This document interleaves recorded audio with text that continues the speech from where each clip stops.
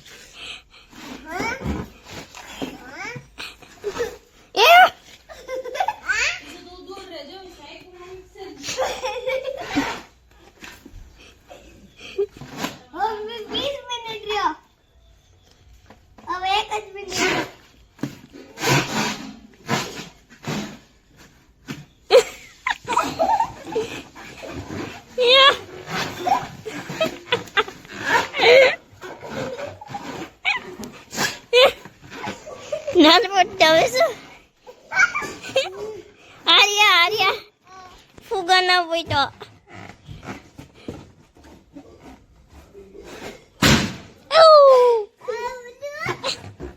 આર્યા ફુગા પૂછતો નો પૂછતો તારો। હાય જય શ્રી કૃષ્ણ। મજામાં તમે? તું અત્યારે શું કરે? કે તો ફુગા ફોડું।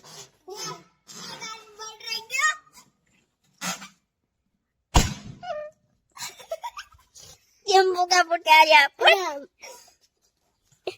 એમ બેન ફોડે ભાઈ। તે કેટલા ફુગા ફોડ્યા? એમ તે કેટલા ફુગા ફોડ્યા? તે કેટલા ફુગા ફોડ્યા? બે હવે સાફ સફાઈ કરે છે। હાય આમ સામે તો એરો બે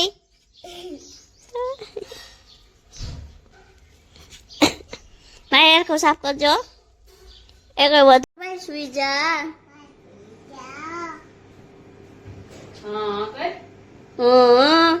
બસ બસ થોડીક વાર નો બોલ.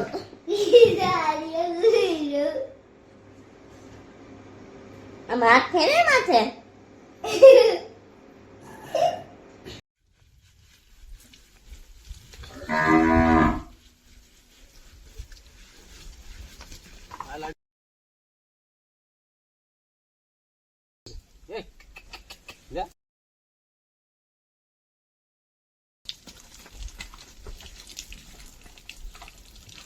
Ready?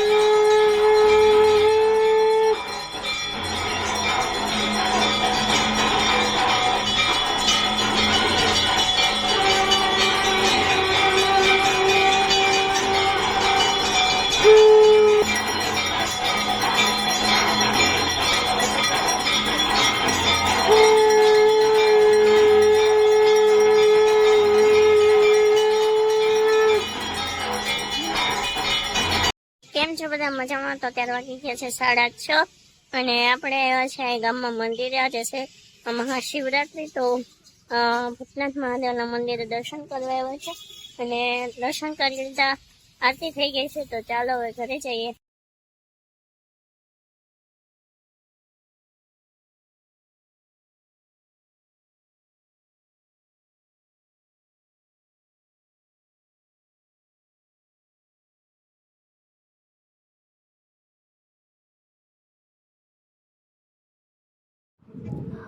ઓમ નમઃ શિવાયની આખી બુક ભરાઈ ગઈ છે. તો એ બુક હું શિવજીના મંદિરે ધરવા આવી હતી. તો રાત્રે ત્યાં પ્રોગ્રામ હોય ભીડ ભજનમાં, તો ત્યાં પછી અમે આવ્યા હતા અને ત્યાં પ્રોગ્રામ હતો અને ભગવાનના દર્શન કર્યા. ઘણો આનંદ થયો. તો મહાદેવને એટલી પ્રાર્થના કે વર્ષો વર્ષ આવા તમારા નામ લખતી રહું.